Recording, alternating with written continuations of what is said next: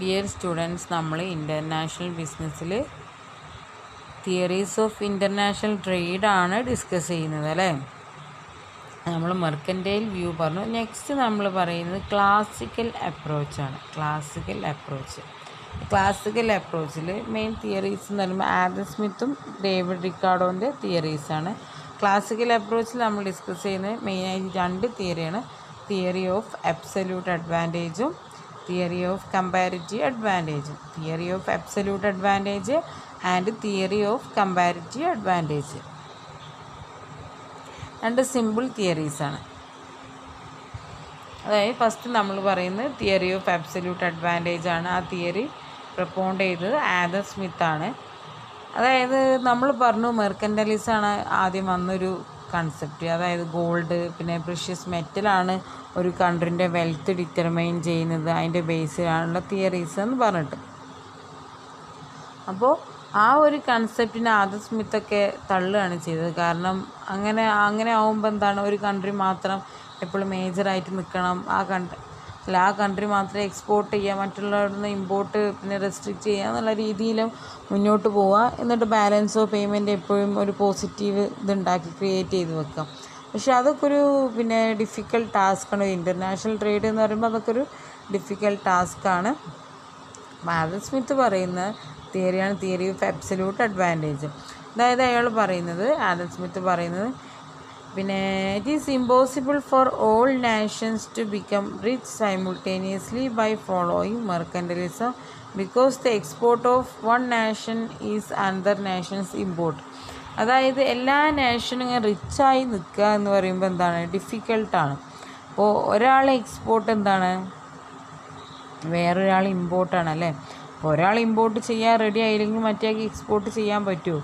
അപ്പോൾ ആ ഒരു കൺസെപ്റ്റ് എന്ന് പറയുമ്പോൾ നാഷൻസിനെ സംബന്ധിച്ച് എന്താണ്, ഡിഫിക്കൽട്ടാണ്. നമുക്ക് സർപ്ലസിൽ നമ്മൾ എക്സ്പോർട്ട് ചെയ്യുമ്പോൾ അപ്പുറത്തൊരാൾ ഇമ്പോർട്ട് ചെയ്യേണ്ട, അവരതിപ്പോൾ അവരെ ബാലൻസ് ഓഫ് പേയ്മെൻറ്റിനെ എഫക്റ്റ് ചെയ്യുമെന്ന് വിചാരിച്ചിട്ട് അവർ ഇമ്പോർട്ട് ചെയ്യാതിരുന്നാൽ ആ ഒരു എക്സ്പോർട്ട് അവിടെ നടക്കില്ല. അപ്പോൾ ആ ഒരു കൺസെപ്റ്റിൽ എന്താണ്, അത് ഇമ്പോസിബിളാണ്.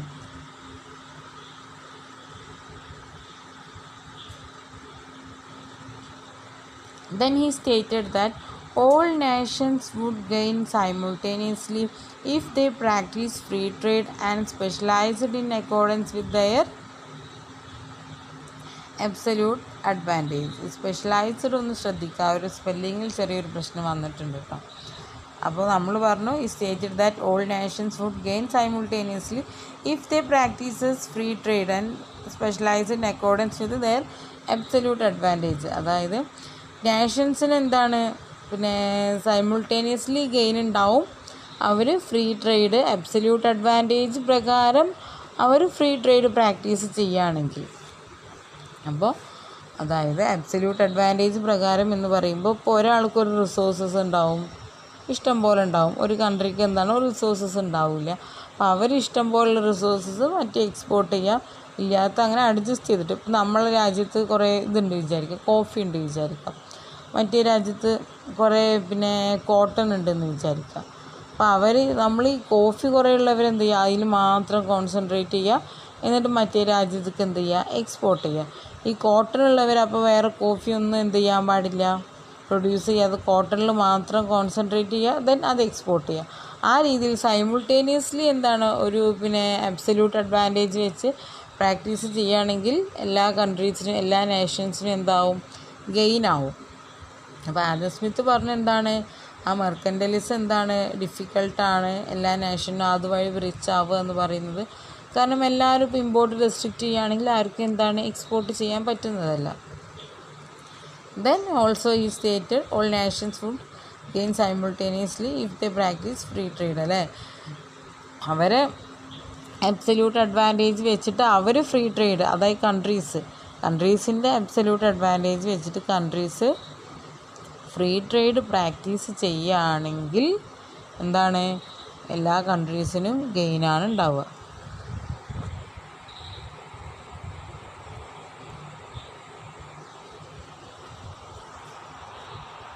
ദെൻ ഈ അബ്സല്യൂട്ട് അഡ്വാൻറ്റേജ് തിയറി എന്ന് പറയുമ്പോൾ എന്താണ്, മ്യൂച്വലി ബെനിഫിഷ്യൽ ട്രേഡാണ് അല്ലേ. അവിടെയാണ് അബ്സല്യൂട്ട് അഡ്വാൻറ്റേജ് ഇതായിട്ട് വരുന്നത്. കാരണം രണ്ട് കൺട്രിക്കും എന്താണ് മ്യൂച്വലി ബെനിഫിറ്റാണ്. മെർക്കൻറ്റലിസം എന്നൊക്കെ പറയുമ്പോൾ എന്തായിരുന്നു, ആ എക്സ്പോർട്ട് ചെയ്യുന്ന കൺട്രിക്ക് മാത്രമേ അതുകൊണ്ടുള്ള ബെനിഫിറ്റ്. ഇവിടെ നമ്മൾ എന്താ ചെയ്യുന്നത്, നമുക്ക് കൂടുതലുള്ളത് നമ്മുടെ രാജ്യത്ത് കൂടുതൽ ഉണ്ടാവുന്ന അതിനെന്ത് ചെയ്യുക, നമ്മൾ ഒന്നുകൂടി നർച്ചർ ചെയ്തിട്ട് അത് മാത്രം കോൺസെൻട്രേറ്റ് ചെയ്യുക. അപ്പോൾ മറ്റേ കൺട്രി എന്ത് ചെയ്യുക, അവരുടെ അടുത്തുള്ളത് എന്ത് ചെയ്യുക, അങ്ങനെ അങ്ങോട്ടും ഇങ്ങോട്ടും മ്യൂച്വലി എന്താണ് ഒരു എക്സ്പോർട്ട് ഇമ്പോർട്ട് നടത്തുക. അതാണ് അബ്സല്യൂട്ട് അഡ്വാൻറ്റേജിൽ പറയുന്നത്. അപ്പോൾ ഏത് കമ്മോഡിറ്റിയിലാണ് നമ്മൾ സ്പെഷ്യലൈസ് ചെയ്യുന്നത്, നമ്മൾ ഇതുവരെ പറഞ്ഞ പോലെ തന്നെ എന്താണ്, ഏത് കമ്മോഡിറ്റിക്കാണോ നമുക്ക് അബ്സല്യൂട്ട് അഡ്വാൻറ്റേജ് ഉള്ളത് ആ ഒരു കമ്മോഡിറ്റിയിൽ നമ്മൾ എന്ത് ചെയ്യുക, എക്സ്പെർട്ടൈസ് ചെയ്യുക, എന്നിട്ട് അത് എക്സ്പോർട്ട് ചെയ്യും. ഇപ്പോൾ നമ്മളവിടെ കൂടുതൽ കോഫിയാണ് ഉണ്ടാകുന്നത് ദാൻ കോട്ടനേക്കാളും നമുക്ക് കോഫി ആണെങ്കിൽ നമ്മൾ എന്ത് ചെയ്യുക, കോഫിൻ്റെ അത് നമ്മളിവിടുത്തെ കൃഷിയൊക്കെ എന്താണ്, പിന്നെ ക്ലൈമറ്റൊക്കെ കോഫിക്ക് അനുകൂലമാണെങ്കിൽ നമ്മൾ എന്ത് ചെയ്യുക, കോഫി പ്രൊഡ്യൂസ് ചെയ്യുക, അതെന്ത് ചെയ്യുക, എക്സ്പോർട്ട് ചെയ്യുക. അതാണ് നമ്മൾ absolute cost advantage. Absolute cost advantage theory എന്ന് പറയുമ്പോൾ എന്താണ്, ഒരു മ്യൂച്വൽ ബെനിഫിറ്റ് ട്രേഡാണ് എന്ത് വരുന്നത്, അവിടെ വരുന്നത്. പക്ഷേ മെർക്കൻറ്റലിസത്തിൽ എന്തായിരുന്നു, ഒരു മൊണോപ്പൊളി രീതിയിലുള്ള ഒരു ട്രേഡായിരുന്നു.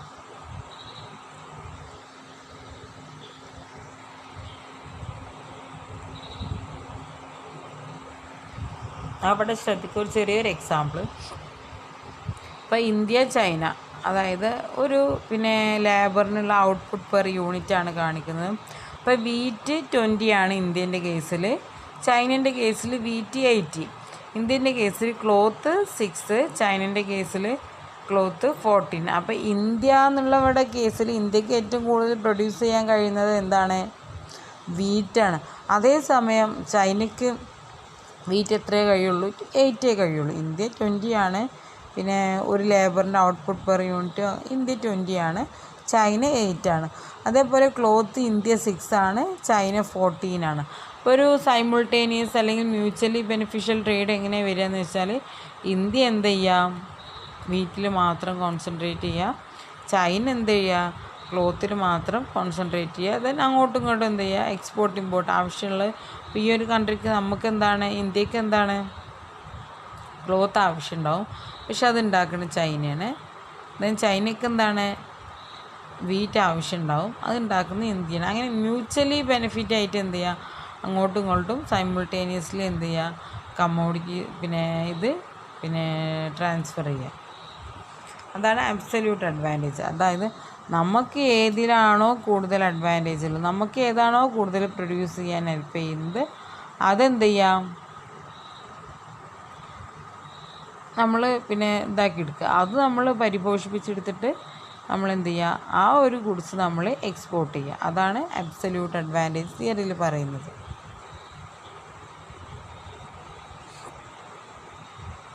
നെക്സ്റ്റ് ആണ് തിയറി ഓഫ് കമ്പാരിറ്റീവ് അഡ്വാൻറ്റേജ്. അതായത് ഡേവിഡ് റിക്കാർഡോൻ്റെ തിയറിയാണ് തിയറി ഓഫ് കമ്പാരിറ്റീവ് അഡ്വാൻറ്റേജ്.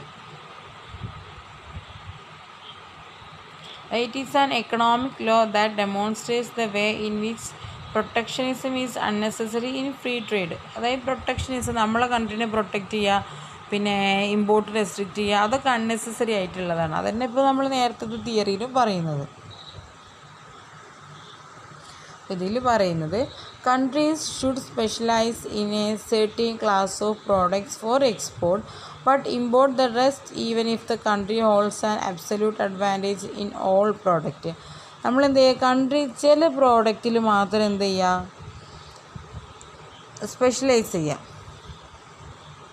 അല്ലാത്ത ഏരിയയിൽ നിന്ന് എന്താണ് നമ്മൾ അബ്സല്യൂട്ട് അഡ്വാൻറ്റേജ് ഉണ്ടെങ്കിൽ നമ്മൾ എന്ത് ചെയ്യുക, അത് ഇമ്പോർട്ട് ചെയ്യുക, ആ കാര്യം നമ്മൾ എന്ത് ചെയ്യുക, പ്രൊഡ്യൂസ് ചെയ്യാതിരിക്കുക. അതാണ് തിയറി ഓഫ് കമ്പാരിറ്റീവ് അഡ്വാൻറ്റേജിൽ പറയുന്നത്. അതായത് നമുക്ക് ഏതിലാണോ ഹയ്യസ്റ്റ് കമ്പാരിറ്റീവ് അഡ്വാൻറ്റേജ് ഉള്ളത് ആ ഒരു പ്രോഡക്റ്റിൽ നമ്മൾ ഡീൽ ചെയ്യുക എന്നുള്ള രീതിയിലാണ് തിയറി ഓഫ് കമ്പാരിറ്റീവ് അഡ്വാൻറ്റേജ് പറയുന്നത്. അതായത് ഇവിടെ ശ്രദ്ധിക്കുക, ഇവിടെ ഇപ്പോൾ number of labours hours required to produce 1 unit, ഒരു യൂണിറ്റ് പ്രൊഡ്യൂസ് ചെയ്യാൻ വേണ്ടിയിട്ടുള്ള ലേബർ അവേഴ്സാണ് ഇവിടെ തന്നിട്ടുള്ളത്. അപ്പോൾ ചൈനനെ സംബന്ധിച്ച് അയൺ ഓർ പ്രൊഡ്യൂസ് ചെയ്യണമെങ്കിൽ എന്താണ് 80 ലേബർ അവേഴ്സ് വേണം.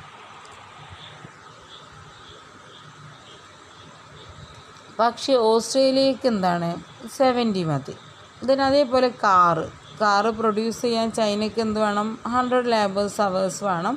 ഓസ്ട്രേലിയക്ക് 50 മതി. പക്ഷേ ഇവിടെ കാര്യം ശ്രദ്ധിക്കുക, രണ്ടിലും ബെനിഫിറ്റ്സ് ഓസ്ട്രേലിയക്കാണല്ലോ. ഓസ്ട്രേലിയ കുറച്ച് ലേബേഴ്സ് അവേഴ്സ് കൊണ്ട് പ്രൊഡ്യൂസ് ചെയ്യാൻ കഴിയും. പക്ഷേ ഓസ്ട്രേലിയ എന്ത് ചെയ്യുക, ഏറ്റവും ഇതായിട്ടുള്ളത് ചീപ്പായിട്ട് അവർക്ക് കഴിയുന്നത്, ഏറ്റവും വില കുറഞ്ഞ അവർക്ക് ചെയ്യാൻ പറ്റുന്നത് കാറാണല്ലോ. അവർക്ക് എന്താണ് 50 ലേബർ അവേഴ്സ് മതി. അപ്പോൾ അവരെന്ത് ചെയ്യുക, ആ കാറിൽ കോൺസെൻട്രേറ്റ് ചെയ്യുക. ചൈന എന്ന് പറയുമ്പോൾ അയൺ ഓറാണ് അതിനെ സംബന്ധിച്ച് കൂടുതൽ. ചൈന എന്നുള്ള രാജ്യത്തെ സംബന്ധിച്ച് അയൺ ഓറാണ് എന്തായിട്ടുള്ളത് കൂടുതലായിട്ടുള്ളത്. പക്ഷെ എന്നാലും അതിൽ ഓസ്ട്രേലിയക്ക് തന്നെ ആണെങ്കിൽ പോലും എന്താണ് ഏറ്റവും കൂടുതൽ കമ്പാരിറ്റീവ് അഡ്വാൻറ്റേജ് ഏതാണോ ഉള്ളത് അതിലാണ് നമ്മൾ എന്ത് ചെയ്യുന്നത്, കോൺസെൻട്രേറ്റ് ചെയ്യേണ്ടത്. അപ്പോൾ ആ ഒരു കാറിൻ്റെ ഒരു ഇതിൽ എന്ത് ചെയ്യുക, ഓസ്ട്രേലിയ കോൺസെൻട്രേറ്റ് ചെയ്യുക, ദെൻ കാർ എക്സ്പോർട്ട് ചെയ്യുക എന്നുള്ള രീതി. അപ്പോൾ മെയിനായിട്ട് 2 തിയറി, ക്ലാസിക്കൽ തിയറിയിൽ 2 തിയറി പറഞ്ഞു നമ്മൾ. ഒന്ന് തിയറി ഓഫ് അബ്സല്യൂട്ട് അഡ്വാൻറ്റേജ്, ഏത് കൺട്രീൻ്റെ അടുത്ത് ഏതാണോ കൂടുതലുള്ളത് അത് എക്സ്പോർട്ട് ചെയ്യുക. പിന്നെ തിയറി ഓഫ് കമ്പാരിറ്റീവ് അഡ്വാൻറ്റേജ്, അതായത് കമ്പയർ ചെയ്തിട്ട് നമ്മൾ എന്ത് ചെയ്യാം, വാങ്ങാം. അത് കമ്പയർ ചെയ്തിട്ട് വാങ്ങുക എന്ന് പറയുമ്പോൾ നമുക്ക് ഏതാണോ പിന്നെ ഇത് കുറവ്, പിന്നെ ഇത് കൂടുതൽ എക്സ്പെൻസ് കൂടുതൽ, അത് നമ്മൾ വാങ്ങുക. ഏതാണോ എക്സ്പെൻസ് കുറവ് അത് എക്സ്പോർട്ട് ചെയ്യുകയും ചെയ്യും.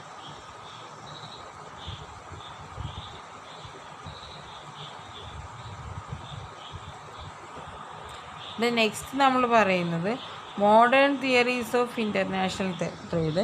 Modern theories of international trade, HO theories or factor proportion theory. അപ്പോൾ ഈ ഒരു പിന്നെ സ്വീഡിഷ് എക്കണോമിക്സാണ് ഇത് ഡെവലപ്പ് ചെയ്തിട്ടുള്ളത്. അപ്പോൾ അവരെന്താണ് ഈ ഒരു പിന്നെ പഴയ തിയറീസിനൊക്കെ എന്താണ് ഒരു ക്രിറ്റിസിസം കൊണ്ടത്. So they argued that comparative advantage arises from differences in national factor endowment. ഈ കമ്പാരിറ്റീവ് പിന്നെ അഡ്വാൻറ്റേജ് അറൈസ് ചെയ്യുന്നത് ഡിഫറെൻറ്റ് നാഷണൽ ഫാക്ടർ എൻഡോമെൻ്റ് കൊണ്ടാണ്. പിന്നെ the HO theory predicts the countries will export those goods that make intensive use of factors that are usually abundant, while import goods that make intensive use of factors that are locally scarce. അപ്പോൾ country എന്ത് ചെയ്യണം, export ചെയ്യണം. നമുക്ക് ഏതാണോ ഏറ്റവും കൂടുതൽ easy ആയിട്ട് locally ആയിട്ട് നമുക്ക് റിസോഴ്സസ് ഒക്കെ അവൈലബിൾ ആയിട്ട് ലോക്കലായിട്ട് നമുക്ക് കോസ്റ്റ്ലെസ്സിൽ ഏതാണോ നമുക്ക് പ്രൊഡ്യൂസ് ചെയ്യാൻ കഴിയുക അത് നമ്മൾ എന്ത് ചെയ്യണം, എക്സ്പോർട്ട് ചെയ്യണം.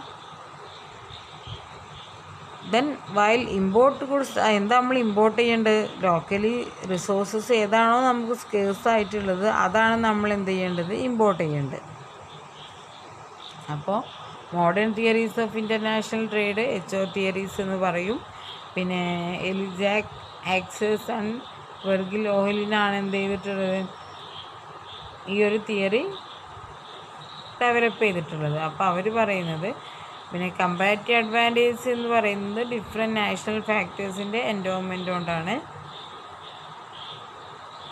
അപ്പോൾ നമ്മൾ ഏറ്റവും കൂടുതൽ നമുക്ക് ഇപ്പോൾ ഒരു കൺട്രി ലേബർ ഇൻറ്റൻസീവാണ്, അവർക്ക് കൂടുതൽ ലേബേഴ്സ് ഉണ്ട്, അത്രത്തോളം ക്യാപിറ്റൽ ഇല്ല. അപ്പോൾ അവരെന്ത് ചെയ്യണം, ലേബർ ഇൻറ്റൻസീവായിട്ടുള്ള പ്രോഡക്റ്റ്സ് പ്രൊഡ്യൂസ് ചെയ്യണം. ഒരു കൺട്രിയിൽ കുറേ ക്യാപിറ്റൽ ഉണ്ട് പക്ഷേ ലേബർ ഭയങ്കര കോസ്റ്റ്ലിയാണ്. അങ്ങനത്തെ രാജ്യങ്ങൾ എന്ത് ചെയ്യണം, ആ ഒരു രീതിക്ക് അവർ അങ്ങനത്തെ ഒരു രീതിക്ക് കോൺസെൻട്രേറ്റ് ചെയ്യണം. ആ ഒരു പ്രോഡക്റ്റിക്ക് അവരെന്ത് ചെയ്യണം, കോൺസെൻട്രേറ്റ് ചെയ്യണം. അപ്പോൾ മെയിനായിട്ട് നമ്മളിപ്പോൾ എത്ര തിയറി പറഞ്ഞു, മെയിനായിട്ട് 2 mercantilism and modern theories. Modern തിയറീസിൽ HO തിയറീസ് നമ്മൾ പറഞ്ഞു. ദെൻ പിന്നെ ക്ലാസിക്കൽ അപ്രോച്ചിലാണ് പിന്നെ നമ്മൾ രണ്ടാം ഡിസ്കസ് ചെയ്ത് comparative advantage and absolute advantage. ആ 2 തിയറി നമ്മൾ എക്സ്പ്ലെയിൻ ചെയ്തു.